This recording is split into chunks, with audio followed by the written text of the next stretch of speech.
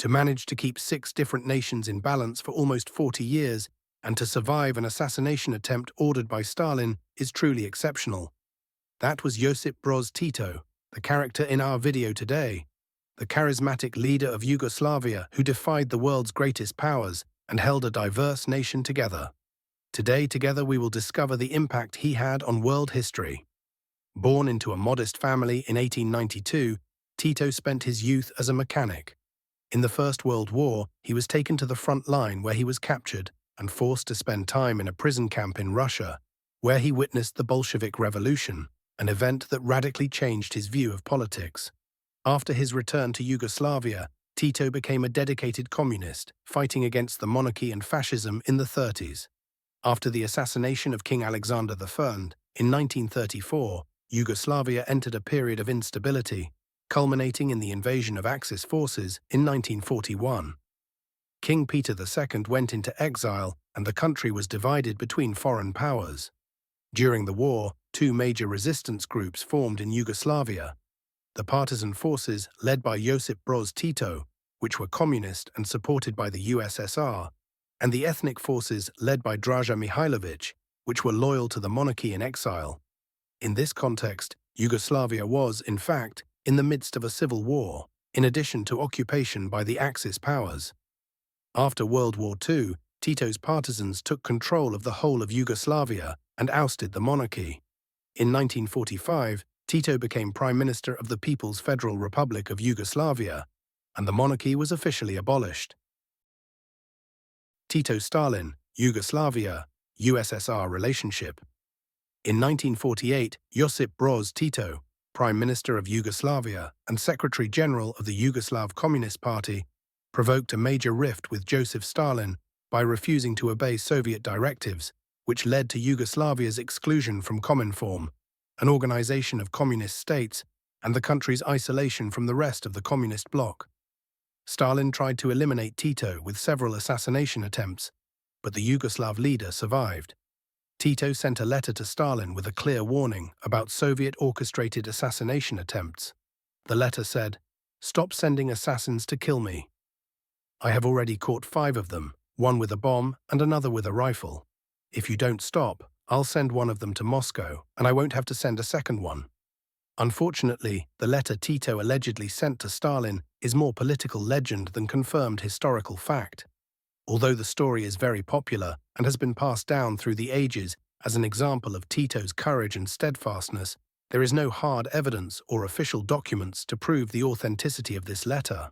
What is certain is that there were several assassination attempts against Tito planned by the USSR. During this period, Tito introduced important economic reforms, such as workers' self-management, a different model of socialism from the Soviet one, which gave workers control over factories and production units. Isolated from the USSR, Tito established links with the West, gaining financial and diplomatic support, but without fully aligning with any bloc. These years were crucial in consolidating Tito as an independent leader, able to maintain Yugoslavia's sovereignty at a time of great international tension. In a year that was to become very important for Tito, 1953, with the adoption of the new Constitution of the People's Federal Republic of Yugoslavia, the office of president was formalized to strengthen the structure of the socialist state. Josip Broz Tito was formally elected as the first president of Yugoslavia on January 14, 1953. This appointment marked a centralization of political power, allowing Tito to exercise greater authority in implementing domestic and foreign policies. He was seen as a symbol of unity in a deeply ethnically divided country. Highlights from Tito's time in power in Yugoslavia. After Stalin's death in 1953, relations between Yugoslavia and the Soviet Union began to improve. In 1955, Nikita Khrushchev, the new USSR leader, visited Belgrade. Tito and Khrushchev agreed a partial reconciliation, although Yugoslavia remained outside the Warsaw Pact and continued to pursue a policy of non-alignment. This reconciliation allowed Yugoslavia to have more balanced diplomatic and economic relations with East and West. Founding of the non-alignment movement, 1961. In 1961, one of the most important events in Tito's career was the co-founding of the non-alignment movement. Alongside leaders such as Jawaharlal Nehru, India, Gamal Abdel Nasser, Egypt, and Sukarno, Indonesia. The movement was officially founded in Belgrade in 1961 and promoted a policy of non-alignment towards the two rival Cold War blocs. It basically tried to create a third way between the US and the Soviet Union, positioning Yugoslavia as a non-aligned state in the Cold War context. Iron Gates Hydropower Plant, 1972. Another important project under Tito's leadership was the construction of the Iron Gates hydropower plant on the border between Yugoslavia and Romania. Started in 1967 and completed in 1972, the hydropower plant was inaugurated by Tito and Nicolae Ceausescu on May 16, 1972. The project symbolized not only regional cooperation, but also Yugoslavia's ambition to develop infrastructure through international collaboration. As one of the largest hydroelectric power plants in Europe, it provided energy and improved navigation on the Danube, strengthening bilateral relations and the country's energy independence. The question, how did Tito manage to keep internal tensions in check? In the post-war period, Tito used authoritarian measures to maintain control over various ethnic groups and suppress political opposition. Although his regime was more relaxed compared to other communist regimes, he maintained a strong security apparatus, which was in charge of suppressing any movements that would threaten the stability of the regime. Tito thus managed to maintain internal stability in a multi-ethnic and complex country. Another significant development was the adoption of the 1974 Constitution, which decentralized power and granted greater autonomy to the constituent republics of Yugoslavia.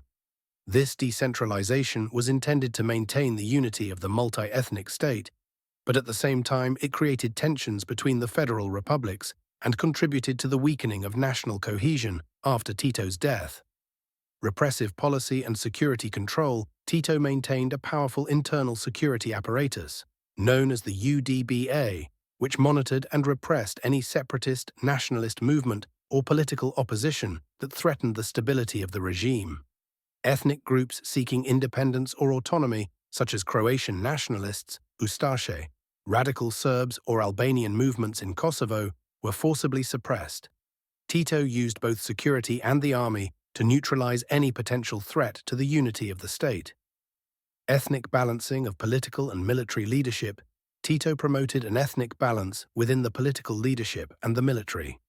Important positions in the state and in the Yugoslav Communist Party were distributed in such a way that no one ethnic group completely dominated the power structure. With this strategy, he tried to prevent the supremacy of any one group and encouraged cooperation between the leaders of the different republics. Tito maintained strict control over the central government and party politics, ensuring that none of the republics became too powerful or independent. At some point, all things must come to an end.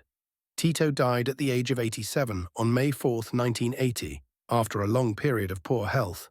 In the last months of his life, his health had deteriorated significantly, and the Yugoslav leader was hospitalized in Ljubljana, Slovenia. Despite doctors' best efforts, Tito failed to recover and died of complications from an infectious disease.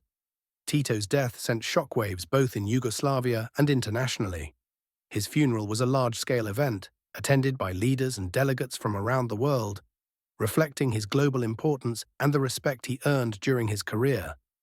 Thousands of people from across Yugoslavia came to bid farewell to the leader who for many was a symbol of national unity and stability. And now, without this symbol, Yugoslavia faced growing internal tensions, mainly due to ethnic and regional rivalries.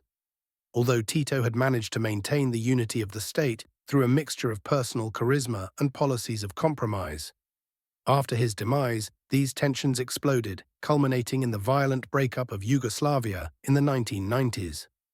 Josip Broz Tito was undoubtedly one of the most influential figures of the 20th century.